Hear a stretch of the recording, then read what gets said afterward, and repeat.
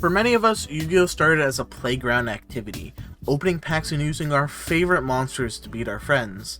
However, players have moved to secondary markets like TCG Player to acquire the product they need, skipping the wonders of opening packs. In this series, I'll be building my own competitive deck using $30 every payday. Singles will be off limits and certain products will require a special currency to unlock. This is my journey into Sealed Only Yugioh. On the way to the shop to see my favorite robot. Time to sell me shit. You've got 5 minutes, bitch. How's it going, Shopkeep Sean the robot? Hello, the customer. I'm doing well. You seem to be in a good mood. I am in a mood, yes indeed. I have come with money.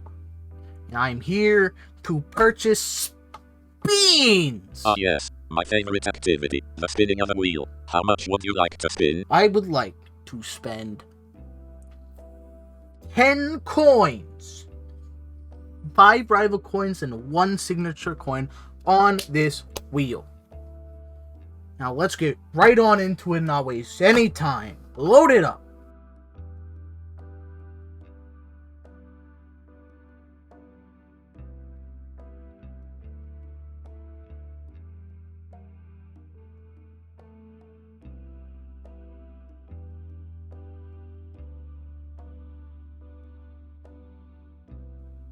The customer, I have information to now give. With you spending a signature coin, you can select 2 sections of a wheel and remove them until the end of the series. If you have a reward there, you may reroll. Okay. I think I'll choose 1x pack and 3x pack, cause fuck that! So that skews our wheel a lot, but, fuck that shit.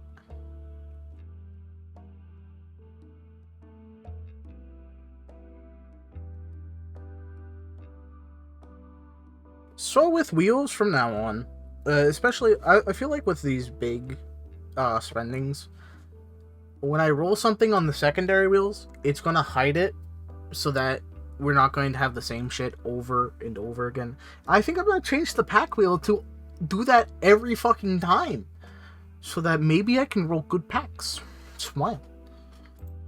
So we've got 5 budgets. Starting with a 5 perma. A 5 perma. And $5. And we've got a just normal $10. Now the biggest thing is $10 permanent. A plus 10 permanent dollars. And can we roll the big number? Can we roll a big number? No, we can't. So we've got a lot of spend this week. So we have taken off the 2 that we've rolled before, Glad Assault and I think Force of the Breaker. So we've got 2 sets of 5 to roll. Let's see what we can get.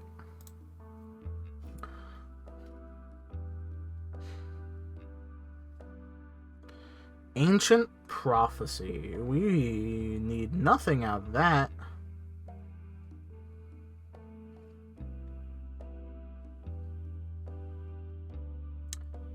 Labyrinth of Nightmare.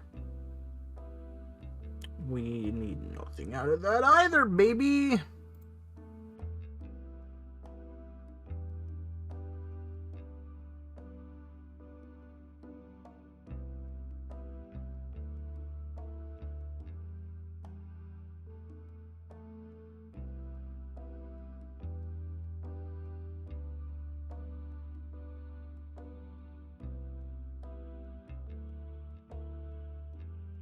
So, last week we got Absolutely Flawless, which we didn't complete, so it's gone. Well, challenges go and we're done with them. So, what we got?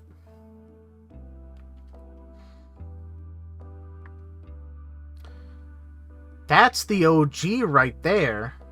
Swing for game with Pankratops. That's such a difficult fucking thing. Okay, what's next? So extra. I think I know what that one is. Use every card in the extra deck. Maybe. Maybe.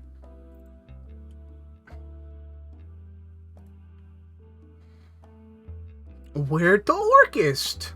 Win a game without seeing or using any Orchest cards. I mean, that could be accomplished pretty easily, I would say. We just don't play an Orchest deck this week, and we can complete that. So after visiting the shop, we have a cool $75 to spend this week, and from now on, our budget is now $45. I thought I'd take a break from the tins and see if we can grab anything we need to possibly build a deck out of El Dorado. Considering we have most of what we need if we want to build a tin archetype this week. We've got Cloudy Canvas, Thundery Canvas, UCT, Baby Sarasaurus, Code Talker, Tempest, and Hot RDA. RDA Abyss, Cloak, DVE, Bigfoot, Magical Dimension, Kagemucha Knight, and Ultimate Falcon. Scrap Wyvern, Nessie, Bow Wow Bark, Urgent Schedule, Numeron Storm, Zephraniu. Why did I think Zephraniu? Code Talker Inverted. We've got Golden Land Forever, wrong pile, Eva, Trap Trick, Silcoitus, Exodia, Twin Twisters, and Hot RDA. Golden Land Forever, Eva, Libe, Fossil Dig, Unicorn, Black Awakening, and Silent Boots. I don't think we have a ton of the Eldritch stuff. I mean, I'm not gonna lie. I have been looking at decks. We have a decent VW core. We have Eldritch stuff, but we're missing stuff like, I think, Scarlet Sanguine, Honk, Black Awakening, Eldland, so maybe we can get some of that stuff and play Eldritch Orchest or something. Scrap Wyvern, Mystic Mine, Broken Line, Scrap Golem, Logia, Romulus, and Upstart. Obviously, if we don't pull well for Lich, there's always the possibility of like VW, Tri-Brigade, Dogmatica, other stuff like that. We got Katvari, Neos, there's a Scarlet Sanguine, Rocket Ride, Numeronius, Silent Boots, and Upstart Goblin. Don't know how playable Eldritch would be with, like, you know, one Sanguine, one Conch. Maybe. Painter Thunder, Lost World, Alan Burschen, Code Talker, Tempest, Silent Mining, and Super Dora. We've got Ancient Gear Fusion, Microcoder, Alan Burschen, Silcoitus, Numeronis, Numeronia, Shooting Code Talker, and Prank Kids Pandemonium. Almirage, Breaksword, Trap Trick. We did need a second Eldritch, I think. Tempest, Weather Washer, and Fansies. I think I only had one Eldritch. And it is Sexy Lich. Smile. Hot RDA Abyss, Firewall Dragon, Rocket Tracer, Ossa, Snowy Canvas, Oviraptor, and Area. We got Thundery Canvas, Lampseas, Breaksword, Scrap Chimera, Raigeki, Ultimate Falcon, and Hot RDA. So, it's interesting. Obviously, like, I mean, we could, like, play PK, but we don't have a good pool for it if we do, I don't think. I don't know how playable Prank Kids would be. We could look. As for Eldritch stuff, we have a few. It's just, obviously, I'd like to see the other Eldritch stuff if I want to play it.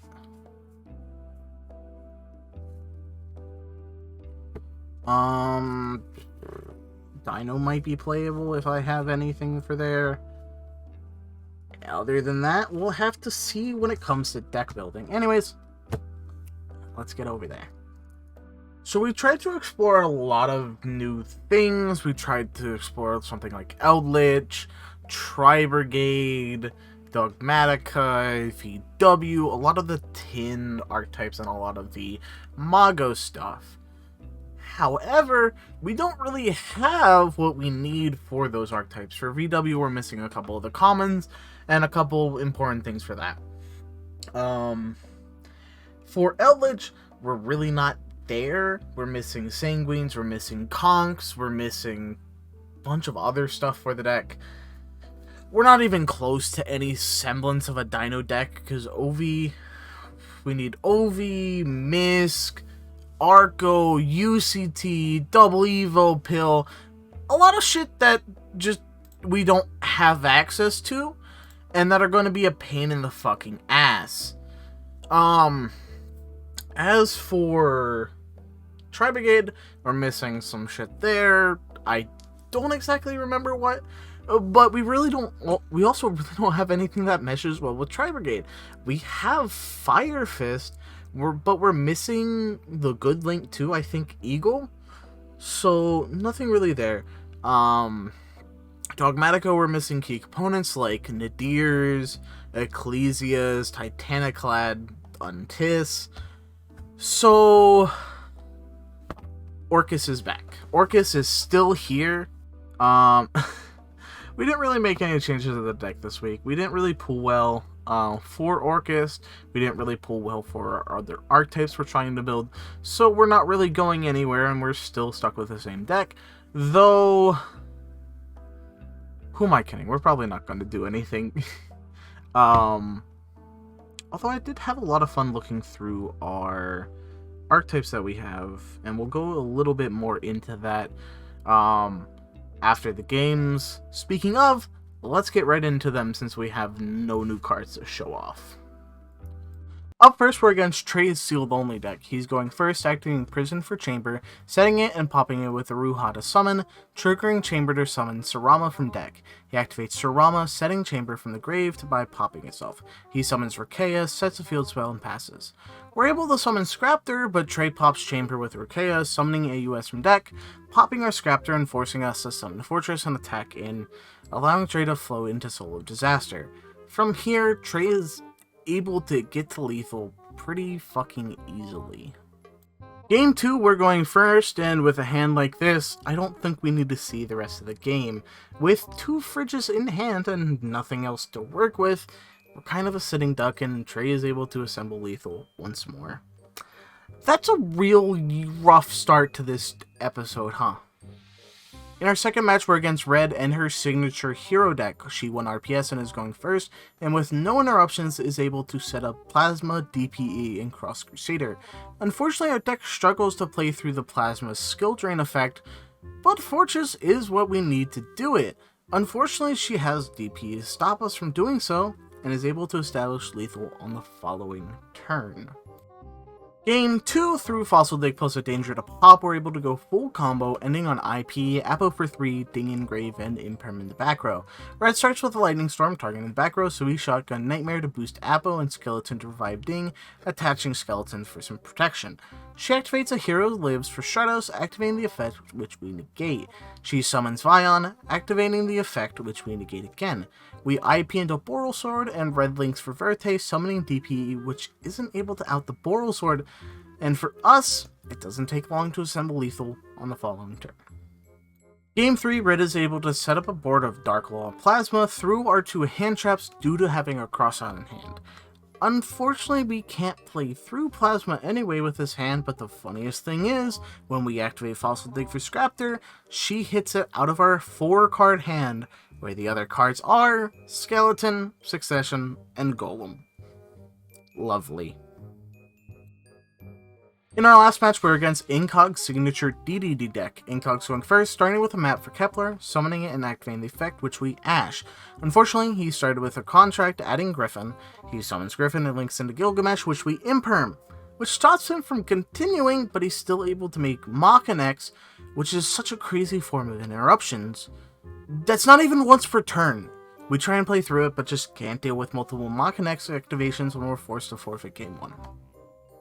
Game 2, we're going first, summoning Recycler, activating the effect which gets ashed. Luckily, we're able to summon Fortress by pitching RevzCards, which lets us continue. We banish RevzCards for a token, and link into Wyvern, which gets impermed, forcing us to set a card and pass.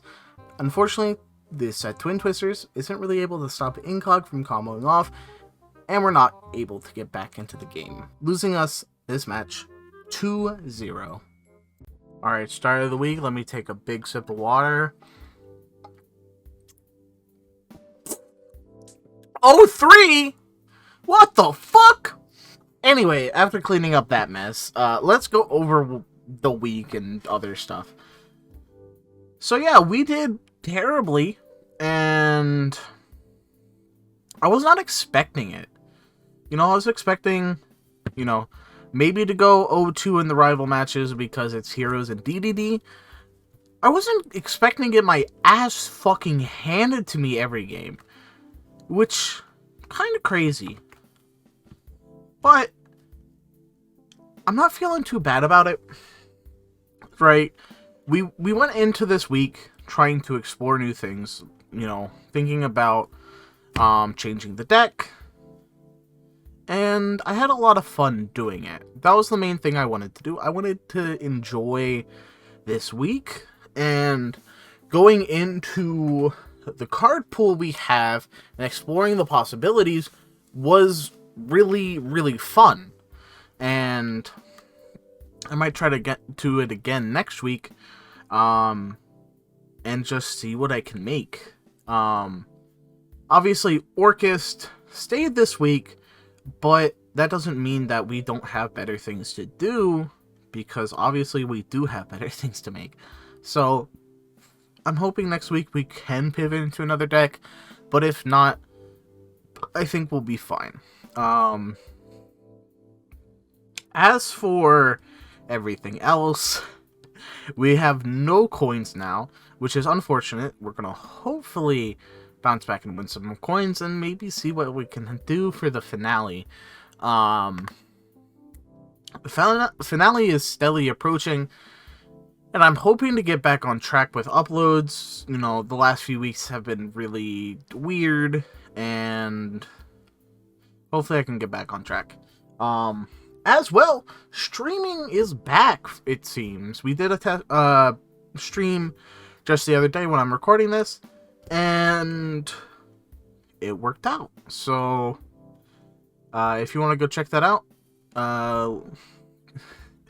if you want to go see some streams and know when shit is getting uploaded and when we have delays, go click the Discord link down in the description. You'll get updated on everything, and you can also participate in Sealed Season 2 tournaments, which we are doing, and the format is fun. So, if you want to go check that out, check the description down below. I hope you all enjoyed, and I hope next week we can get shit out on time. Comment and subscribe really helps the channel, and if you want to see more, you know where to look. Bye-bye!